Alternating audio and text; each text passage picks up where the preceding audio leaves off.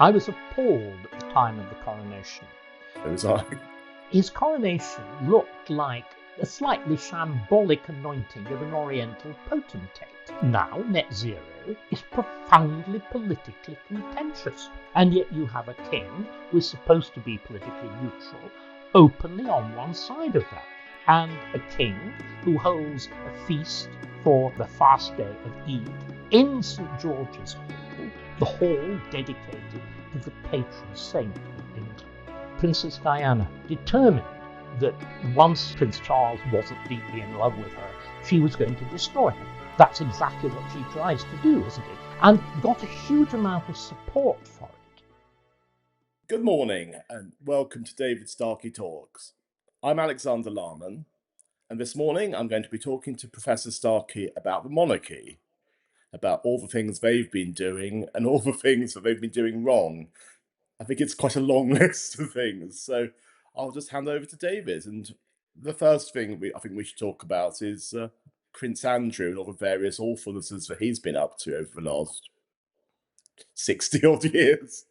I think probably all his life. And the problem is, poor Andrew was clearly something of a favourite of his mother. It's supposed that the youngest brother, Edward, was the absolute favourite. But clearly, if you remember back to, I'm so ancient, Prince Charles is only a year or two younger than me. Back in the 1970s, Prince Charles, or indeed the 60s, Charles was the loony one. He was the one who talked to plants, the potty prince, wonderful cartoons of him engaged, as apparently he does, in earnest discourse with a refractory lily of an exotic extraction. It sounds very Oscar Wilde to me, With a medieval hand. Yes, very much. Like out of Gilbert and Sullivan, or going down Piccadilly and with a lily and the whole of pre-Raphaelite nonsense and whatever. And some of Prince Charles came from that. But anyway, to go back to the point of the Duke of York, he was seen as the sane, the sensible one, the ordinary one. He had a rather distinguished military career, good at fighting. And after all, that's the essential purpose. The only Duke of York we remember, apart from the ones of the Wars of the Roses, is the grand old Duke of York, who was the Captain General of the army, marched his men to the top of the hill and marched them down again. He was good at that. And then he finds himself, of course, in this world where there's a expectation about marriage, and he finishes up with Fergie. Of all people. Well, yes, but at the time, she was a close friend of Diana. It seemed as reasonable as most of these things were, and I think in many ways he's a very typical Hanoverian. If you look at the history of the Dukes of York from the beginning of the 18th century, they're pretty similar. What do royal princes have to do? Well, they have to have children. That has always been the great issue. If we go back to the Wars of the Roses, the way you sorted out having too many sons was they murdered each other. Yeah. If you go back to the Ottoman dynasties, it was dealt with very simply. On the eve of the accession of a new sultan, all the new sultan's brothers were given concubines, given alcohol, and strangled with a single cord that morning. So you actually clear the decks, and you simply have the central figure there. So there has always been this problem of what do you do with royal princes. But of course, it's acquired a peculiar focus now, because back in the day, there were many other leading members of the aristocracy who behaved in exactly the same fashion, in the same way, of course, that film stars, pop stars, and whatever, the sexual excess, the absurdity, the grotesque financial excess, all of that. But the trouble is, it's caught up with the kind of expectations that the Windsor monarchy invented for itself. The Windsor monarchy is this extraordinary thing. It's an attempted adaptation of monarchy to democracy. And I think it's if we can and do at any point come in and test the kind of things that I'm saying. In many ways, the survivor of the British monarchy is a truly extraordinary thing. If you look at the first 2 decades of the 20th century, if you look particularly at 1917 to 1918, you see these vast empires. Austria-Hungary, the German Empire, the Russian Empire, the grand figures of Europe of the 18th and 19th century simply vanish overnight. The British monarchy performs this astonishing act of survival, and that's 1917. And again, because we're so fond of myth-making our history, and there's a great deal of truth in many of the myths, we are indeed a very, very old country, completely contrary to what the malign Machiavelli Tony Blair said. We are not a new country. But what we have been able to do is constantly reinvent, to pour new wine into very old bottles and make sure the bottles don't actually burst, and that the wine is quite drinkable, and that lots of people are keen on it. And 1917, I think, is one of the great episodes that whose astonishing success we forget. And it gives a very particular meaning. You may remember one of the standard mantras of the reign of the late Queen Elizabeth II, and also to an extent of King Charles, has been, how do you modernize? How do you modernize the monarchy?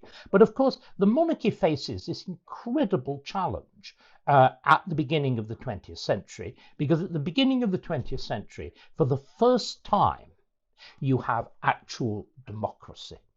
What we forget, of course, is because we talk about Britain and the origin of democracy, England as the origin of democracy, we had limited, representative, orderly, law-based government long before we had democracy.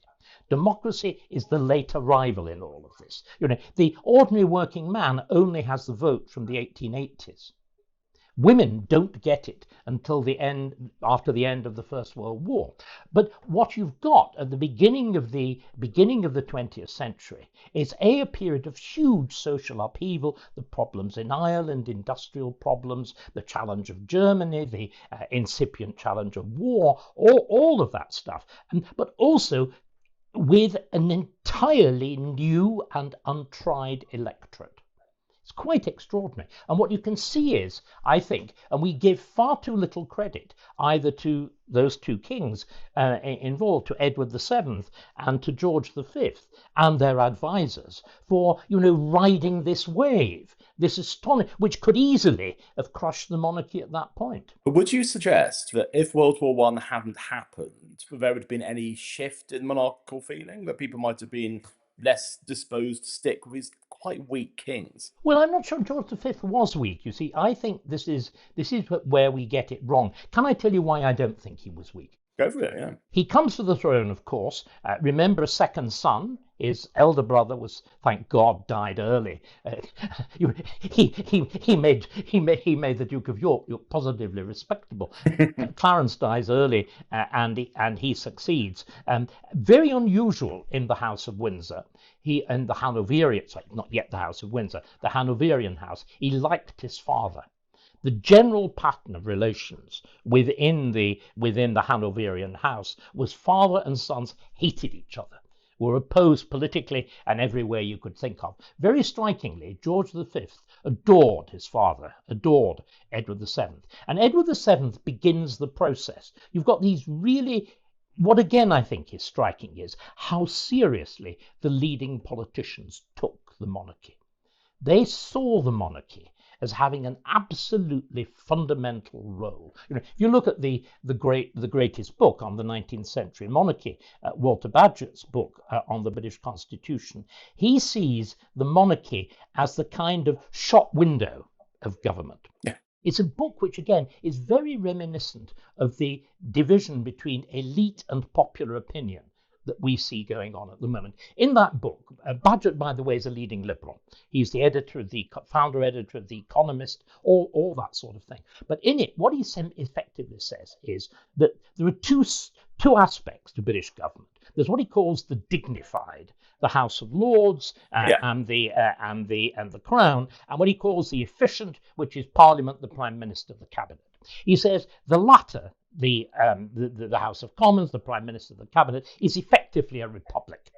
They're the sort of people you find in a republic, men in grey suits doing boring but important things. But what you do is you have this wonderfully dramatic, overdressed shop window of the monarchy in which, and he uses these expressions, he talks about the contrast between the gentleman, Mr. Grote, who was the person responsible for the history of Greece, one of the most learned people in Victorian England. He said that what we've got to understand is that there is this contrast between this hugely learned chap, people like us, and the poor creature down there, the farm. Actually, I think he uses the phrase farm labourer. Talks about them as, illiterate, semi-literate peasants. And he says they can only understand the symbol of monarchy. They actually believe that the king or queen rules as well as reigns. But what I think you see is from about 1900 onwards, with the influence of extraordinary dark figures. I was teasing you about looking like a dark silhouette. The dark silhouette in Edwardian and Georgian England is a man called Reginald Brett, Viscount Esher, who is the kind of Peter Mandelson with similar morals. Can I put it like that? You will get the lack of morals, shall we say? You'll get the general idea. But even more of a PR genius, and he is the one who plays this fundamental part in reinventing the monarchy, in saying, if you are to be the shop window of government, the shop window's got to be dressed really well. The mannequins have all got to wear absolutely first-rate clothing. The lighting has got to be great. If you march in public, you march in time. The whole thing has got to be a performance. And it's very remarkable. If you look at the coronation of Victoria, it's a complete shambles. I'm a graduate of the University of Cambridge, and I remember academic ceremonies at Cambridge totally shambolic. Gowns rotting in green, hanging off shoulders, stumbling through Latin prayers and whatever, total mess, because it's all it's inward. It's the ceremony of an elite. But once actually the ceremony is being watched by others, watched by the unwashed mass, it's got to be a good performance. And Esher is the man who actually creates, I was talking about it as theatre, stage set. He creates the theatre of Buckingham Palace. He is the one who puts the new front on Buckingham Palace, is responsible for the construction of that gigantic roundabout where the adoring throngs, the balcony at the front, Admiralty Arch, the renewing of the Mall. He creates that as a deliberate scene set.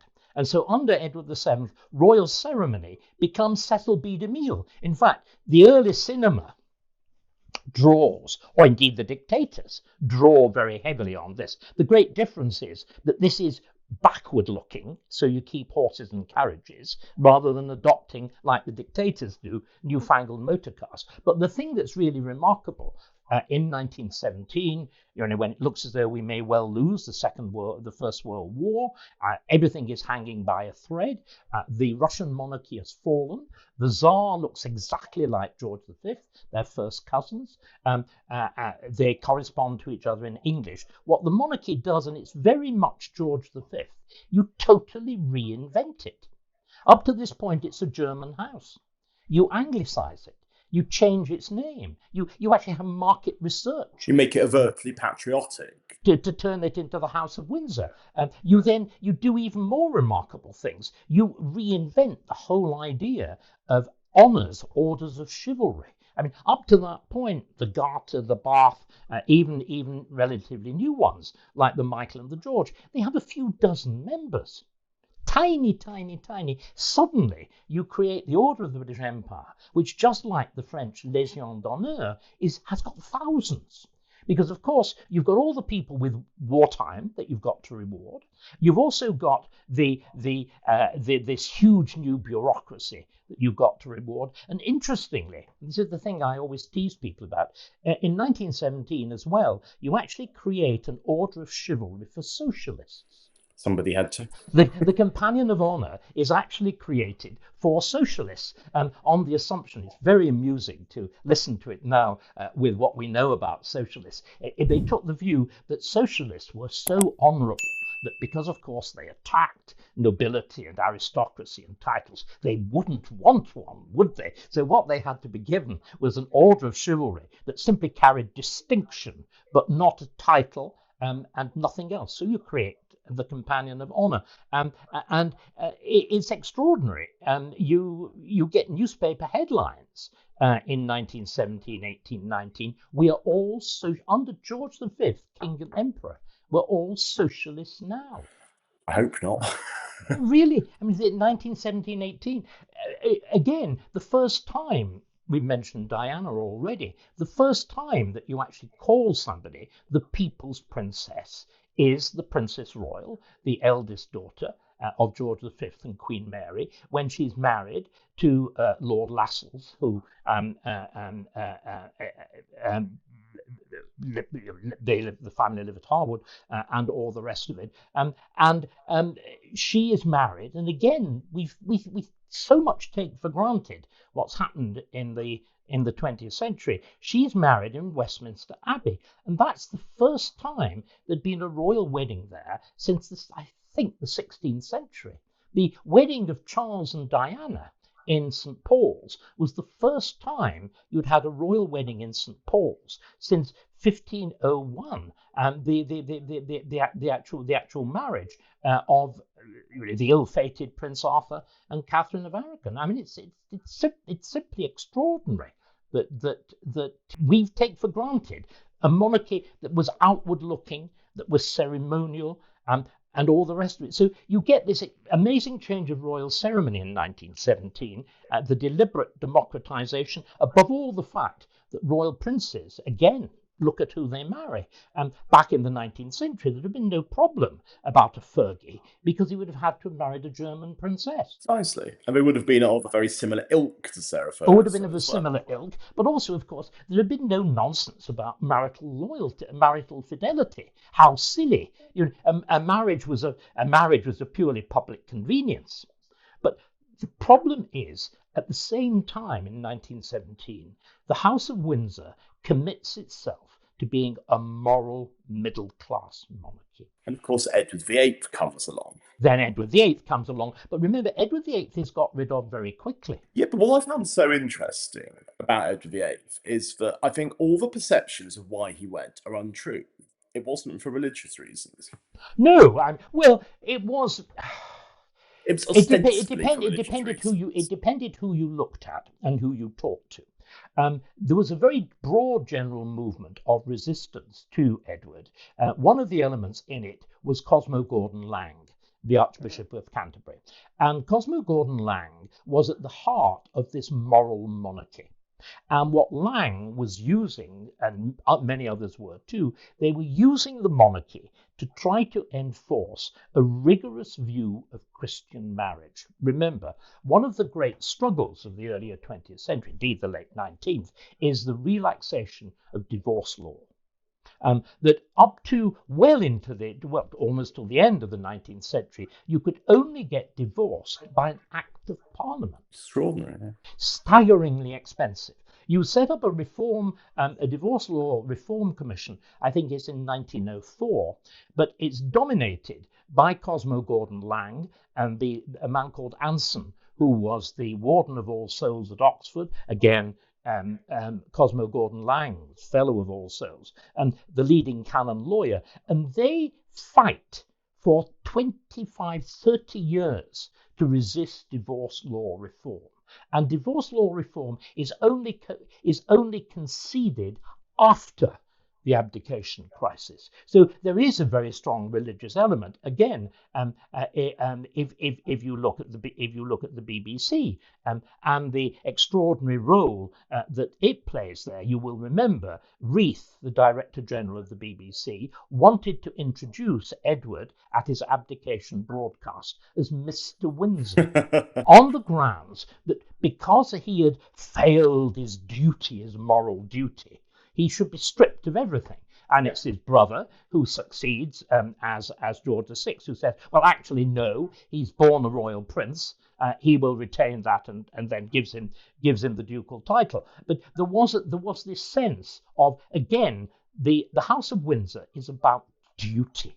You'll remember, we've already been teasing references to Gilbert and Sullivan and whatever, but duty must be done. And the House of Windsor elevates this idea. Again, this strange notion of service. Well, public service as well. Public service, which you can, if you remember, it's the great mantra of Keir Starmer. And it's, again, very interesting to look at how closely related a lot of this actually is to socialism.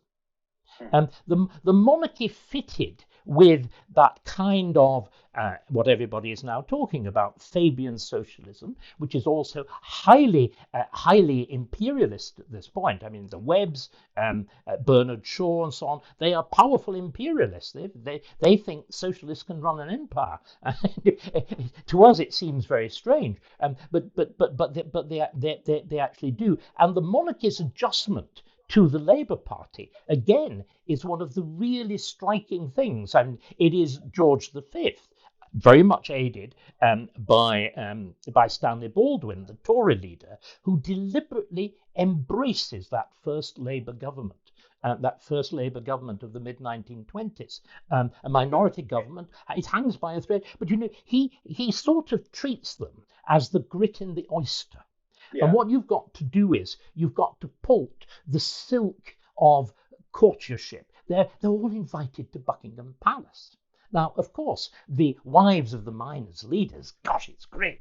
They shove themselves there in their corsets and their overtight shoes, and all the men dress up in their court dress, which in those days involves breeches. One person refused to turn up dressed like that. And it was, of course, the only middle-class member of the cabinet. It was Sidney Webb. And there's the wonderful interchange. I think it's true. If it's not true, it should be, between George V and J.H. Thomas, the great trade unionist, a bright and intelligent man. Is there any other kind? And very, very, I mean, he's the kind of Bevin figure of that period. And it's a wonderful story. The king says, Thomas, obviously calling him by his surname, Thomas, where is Mr. Webb? Why isn't he here? Oh, well, couldn't turn up, sir. And by the way, patting to his breeches. In that house, it's Beatrix what wears the breeches,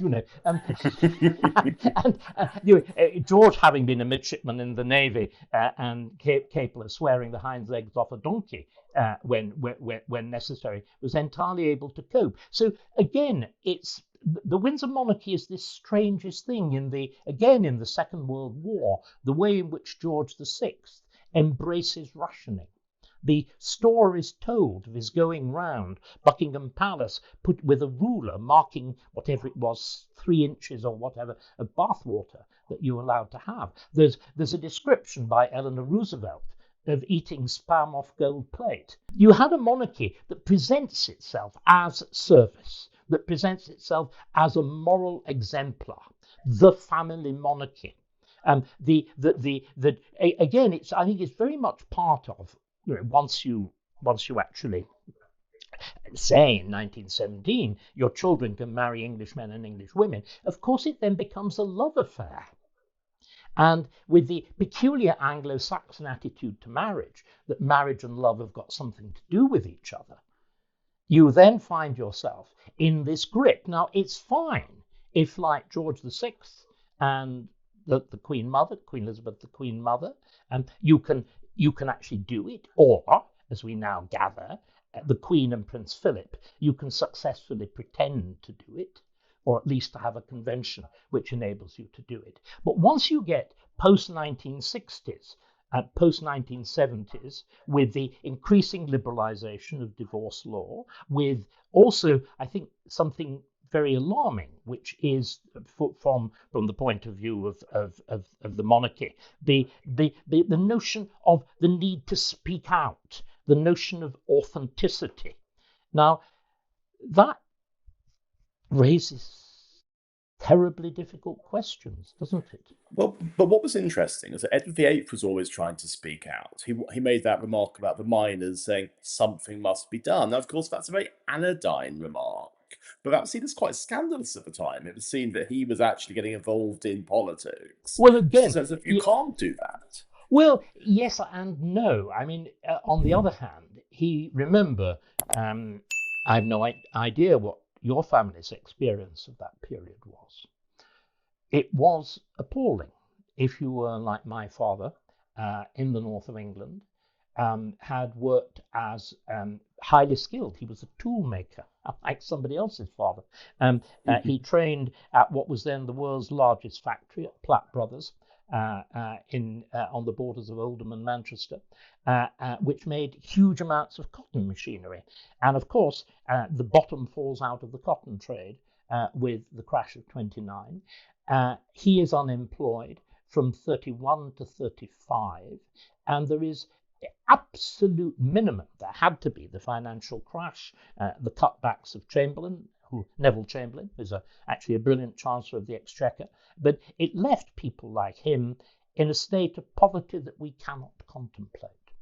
And Edward was making that gesture. I think we've also got to remember with Edward is, I think the nearest figure to Edward is actually Princess Diana. He had that similar capacity for striking an image. I don't know whether you've looked at some of his earlier photographs. There's an extraordinary photograph. I think he's the first member of the royal family, actually to go to Canada and America. And there's a photograph of him on a ranch, sitting, open neck shirt. He's dazzlingly handsome. Small but dazzling. He takes after his mother, Queen Alexandra of Denmark. I mean, she was Danish. The Danish. So of course, blue-eyed, blonde hair. You can see that with the blonde hair and that very Aryan look. Exactly. Why Chip Channon, wets himself over him. But the photograph of him, he's like a young Marlon Brando. I mean, he's wearing a cowboy hat on the back of his head. There's a fag hanging out of his mouth. He's sitting, legs very wide apart, on a fence. And, this is the beginning of cinema. Yeah. There's that wonderful remark about the English, the monarchy are the nearest things we have to film stars. So again, that extraordinary, awkward line between celebrity and monarchy. But again, like Princess Diana, he commands the camera. He's also just like Diana. I'll complete the business of trying to justify my remark. He is again a fashion icon. He invents how men dress now. He invents the Prince of Wales check. He invents trousers with turn-ups. He invents soft-collared shirts. I mean, in the same way that his grandfather had invented the dinner jacket and the silk facings for evening wear, he is the person who really shapes how men still broadly look. If you look at a photograph of him in the 1920s, he would pass for a fashionably dressed man now, and it's really remarkable that he did that. So again. George, the other way in which I think he connects us to all the Queen's children, apart from Prince Edward, is this emotional incontinence. He has to be happy. And when he's not happy, things go wrong. Well, he remember, a royal prince is supposed to marry for public reasons. And again, when I talked about the marriage of, I talked about the first of those marriages of the 1920s,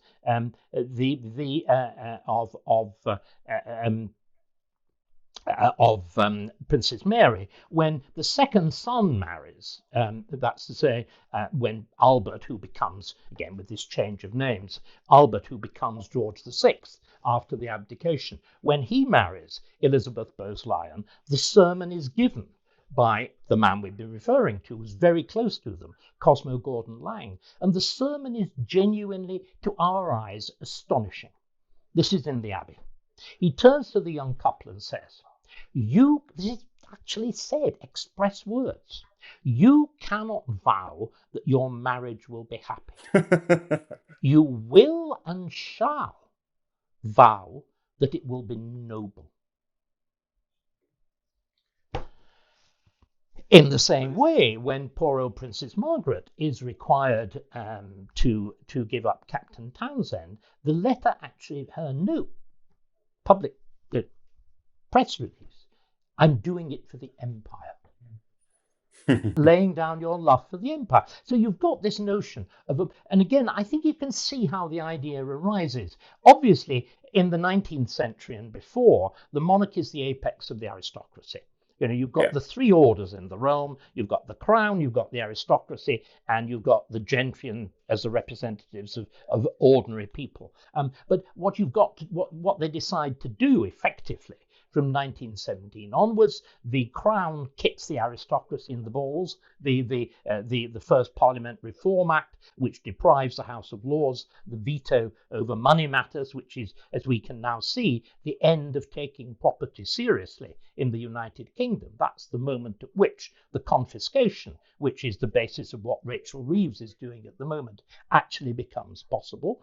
You can see exactly how that's done. But how does the monarchy then connect with the people? Well, the only thing they think at that point that we have in common is the family. And remember, the idea of the middle class as opposed to the wicked aristocracy being good family people, we still have this idea of the new right is trying to put the family central. So you have this idea that the family will unite. But then, of course, we have from the 1960s onwards, my generation, the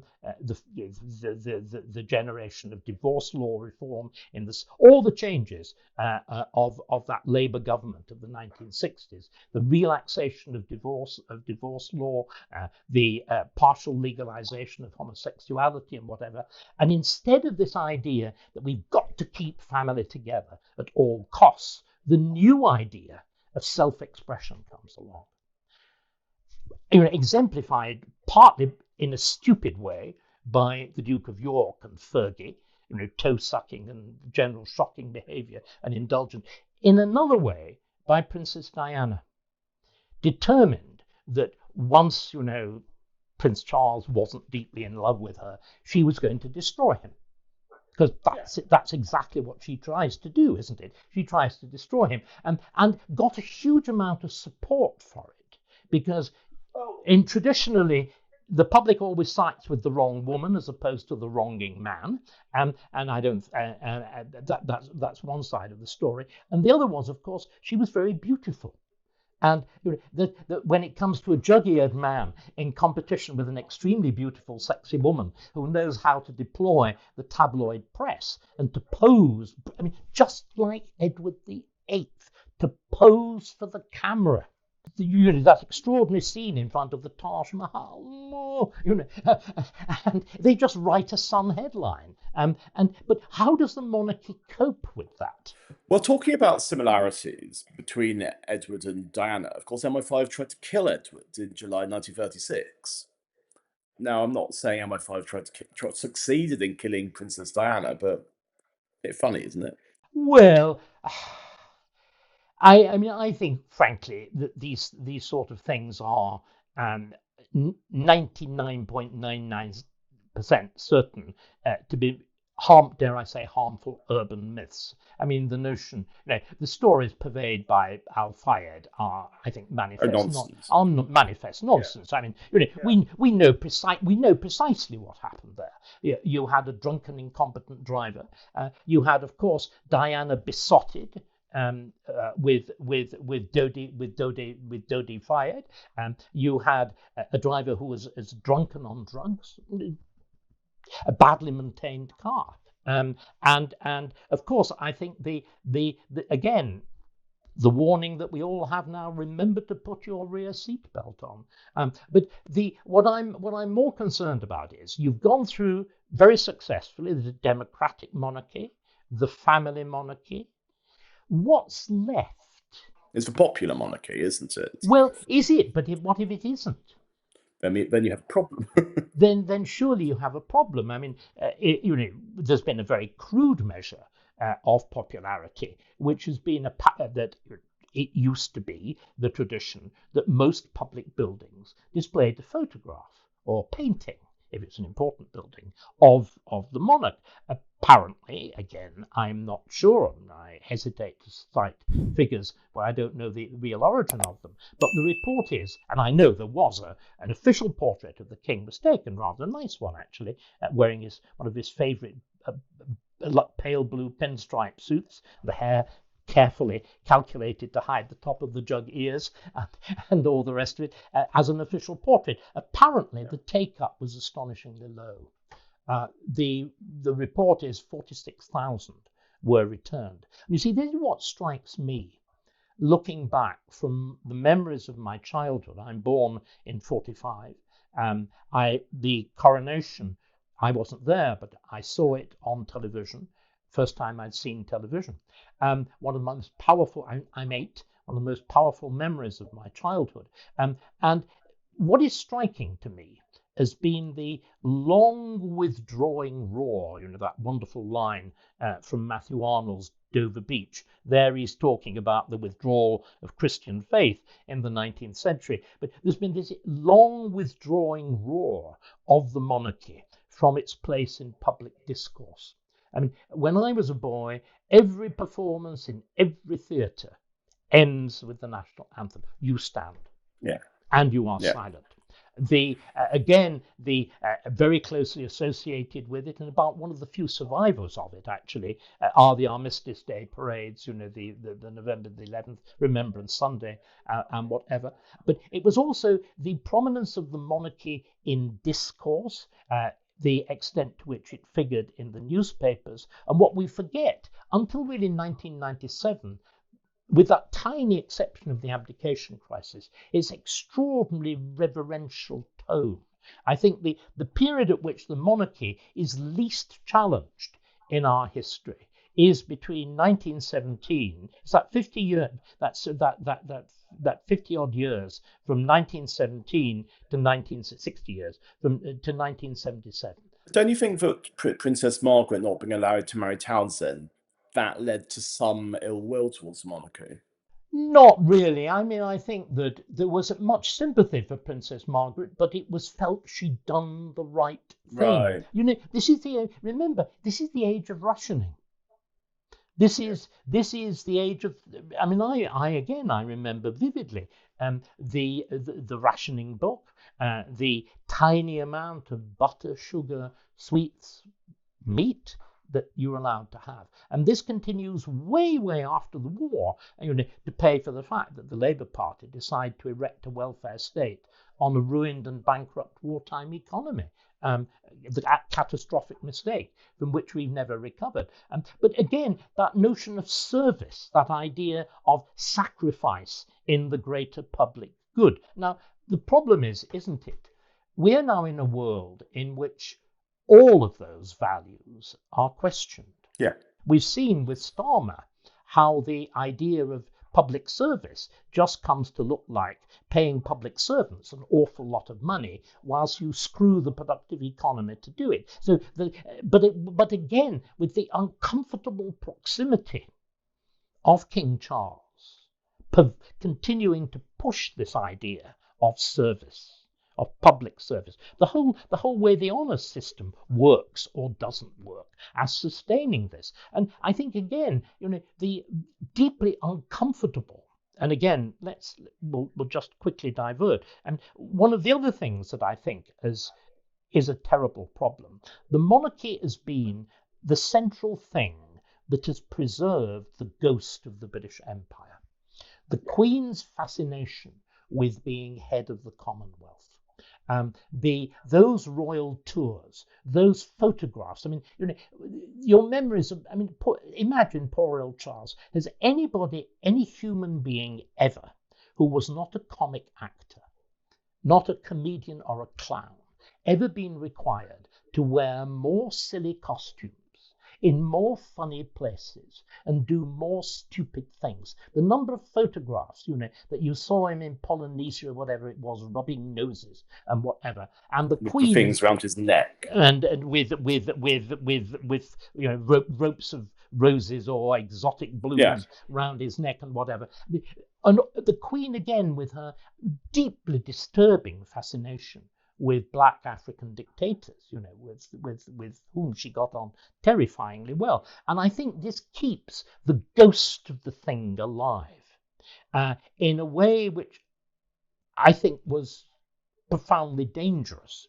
And you could see, I do see powerfully the importance of the Anglosphere, the fact that uniquely the British Empire actually genuinely transmits values. Including the first British Empire with America, with Canada, Australia, New Zealand, almost South Africa, but not. And these matter enormously. But the whole fantasy of the Disraelian Empire in Africa and whatever seems to me to have been profoundly harmful and keeping that going. But of course, that led instantly, I think, to the monarchy slithering from this view of empire, late empire, Commonwealth, into multiculturalism, with all of the problems of multiculturalism now getting up and biting. Similarly, isn't it now the idea of public service and the public sector, the attack on the civil service, the increasing attack on the police force, and so on, police service? All of these things, these are things that the monarchy is and utterly identified itself with in this great period of its success in the 20th century. And then finally, I suppose, again, the very attempt at the modernization. The Charles, again, espousing ecology. We're going back to the Potty Prince. When he was the Potty Prince and nobody else took ecology seriously, it didn't matter. We just laughed at it. But now, net zero, you take him very seriously. And also is profoundly politically contentious. And yet you have a king who is supposed to be politically neutral, openly on one side of that. You also have, of course, the king's determination to take his idea of being defender of faiths,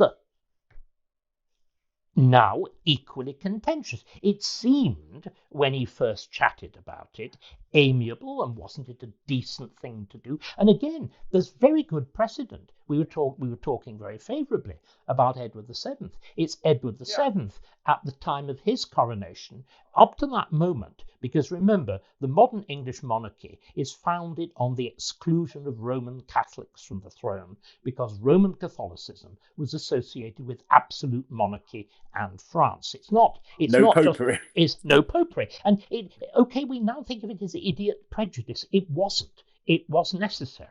But at the beginning of, and the royal oath, the actual various oaths, both that you took at the time of the coronation and the accession oath, required you in brutally honest terms to repudiate, the superstition of transubstantiation, popery, and all its works. And it's Edward VII who says, this is indecent to my Catholic subjects.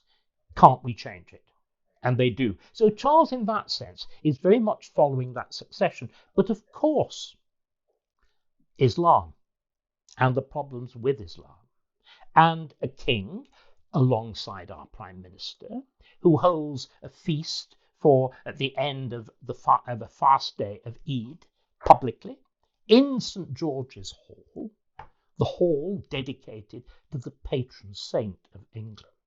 Now, in one sense, it looks noble, it looks inclusive. On the other hand, it looks about as cack-handed. And of course, firmly allying yourself in this increasing culture war with one side. So I worry profoundly. I would say that if you look at all the other monarchs, there is no doubt whatsoever that had they been able to vote in a general election, Edward VIII, George VI, Elizabeth II, they would all have voted Conservative and not thought twice about it.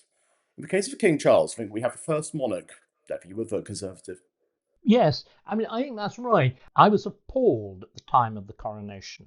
So was I. Why were you appalled? It just seemed so poorly done. It seemed like it was trying to be all things to all men. Penny Mordaunt with her bloody sword. Yeah, you see, but I think there's a more fundamental problem. The monarchy, as it's reshaped with the great struggles of the 17th century, is essentially a parliamentary monarchy.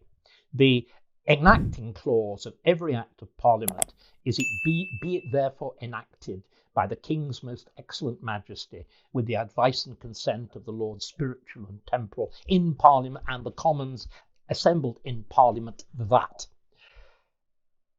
From 1689 until 1923, every coronation the House of Commons had been present, en masse, headed by its Speaker, in the place of honour. And of course, the House of Lords were present because they were the. I mean, if you think back to that moment that I was sharing with you, that moment in 1953, then the peers were the essential. If you like to think of a coronation as a grand opera, they were the chorus. They were the ones wearing Sullivan opera. Indeed, Iolanthe, wearing the scarlet and actually everybody says it's ermine. It's not. It's rabbit fur. It's minever. the bands of rabbit fur. But what Charles did, he eliminated most of the peerage and he left out the House of Commons. Now, that meant that his coronation looked like a slightly shambolic anointing of an Oriental potentate. With the huge overdoing of the. I mean, the anointing was always important, but this construction of special screens and all the rest of it, all the fuss about oils specially imported from the Middle East and whatever. And I think that filled me with a profound concern, which everything subsequent to that has reinforced. The essential purpose of the monarchy is as the anchor of our society and of our political system. I think the Queen was brilliant as being the social anchor, that, as Larkin says, that thing that did not change, the very length of her reign. She was rubbish at performing the necessary political anchor, although at least, she continued opening Parliament and all the rest of it. But I don't think Charles has any understanding of that role. I don't think William has. They all take after their father. They think that the monarchy should be about issues, that special issues. It should be about the monarchy, pushing a particular cause. I can't remember what bit of ecology. What's it called that Prince William is very keen on? Something. What is the Earthshot? I mean, what on earth does that mean? They were again, he and Kate, who really should have better judgment. If you remember, until very recently, they were pushing the importance of taking seriously mental illness. Now look, we suddenly see that a fundamental element of the vast explosion of the welfare bill since COVID has been the what are essentially, obviously, false claims of mental illness. But here you had the future king pushing this, and I think their advisors, I think, are terrible. I mean, obviously, they're absolutely the worst possible people. Worst possible people. And it is, but again, it's also that the politicians don't take it seriously. I mean, if you go back to I mentioned one of them to right at the beginning, to Lord Esher. But equally, if you look at that reinvention of the monarchy in 1917, you are consulting all the leading politicians. Interestingly enough, particularly the liberal ones, people like Asquith, especially Rosebery. Fascinated, regarding it as a matter of real importance. And I think they're right, because the monarchy represents and should represent the fact that we have a political system that is more than 5 minutes old. that we've had a notion of properly grounded property right, freedom of expression, and so on, that goes back century after century after century, isn't just the creation of the incorporation of the Human Rights Act and whatever. And if the monarchy is to survive, it seems to me that that's to be one of the central things that it's got to do, and it's shown no sign of understanding it at all. But do you think the monarchy can survive? I want it to, because it is that great link. I mean, there are again very special problems, I think, Alex. I mean, if you look in the other, and remember, an awful lot of European countries still have monarchies, and many of them rather successful. But what is possible in all of them is for the monarchy to act as a very simple badge of nationhood. I mean, if you look, I mean, it's particularly striking in the Netherlands, where the monarchy is it's a very recent thing. I mean, the Dutch crown as an actual monarchy only goes back to the Napoleonic. Well, it only goes back to 1830. It's very recent. But you look, I mean, what is the colour of the strip of the Dutch football team? Orange. Is it yellow and blue? No, it's orange. It's not the national colours. It's the House of Orange. But the problem is we are not a single nation. We are Scotland, England, Ireland, and Wales. And there isn't such a thing as Britain as a single national identity. So I think part of the problem is that in this age where you've tried to redefine Britain, the monarchy is doing that fatal thing that Gordon Brown and Tony Blair did, which was to try to reinvent a British identity, which of course is diversity, inclusion, tolerance, the whole absurd baggage of multiculturalism. But the problem is nobody believes in it. Only a handful of the elite. It's increasingly discredited. And again, if you go back to my long withdrawing raw business, the centre of British identity until, I would argue, the 1970s was the monarch. You were defined, I mean, until 1948, you're actually your nationhood is defined by the fact you're a subject of the crown. And then increasingly we've shifted that, but the disaster in everything, of course, is Blair and particularly Gordon Brown, and this attempt at the reinvention of Britain as a nation, a single nation, and the ascription of a thing called British values, which apparently espousing British values makes you British and absolutely nothing else. And as they're so nebulous, it's a mere flag of convenience. But I think that one of the institutions that's been that's fallen principally victim to this is, I'm afraid, the monarchy. And because it's been so badly advised, because I think the individuals themselves have been so wrong-headed, it will probably be its principal victim. Yes, I mean, I can't see it lasting beyond William. I hope that's wrong, but it's probably right. But that's the end. Yeah. I always say to people, I'm never quite sure, we're obviously the end of days of the Roman Empire, and we had a very good run. Britain is the only empire that rivals Rome for its importance culturally and politically and in every other way. But the only debate really is, are we 410? Are we 450? In other words, is it the beginning of the end of the end? So that's a cheerful note to wrap things up, isn't it? And we go down giggling. A very British way of doing it. We go down giggling. Thank you, Alex. Thank you. It's been a wonderful discussion today. Thank you so much.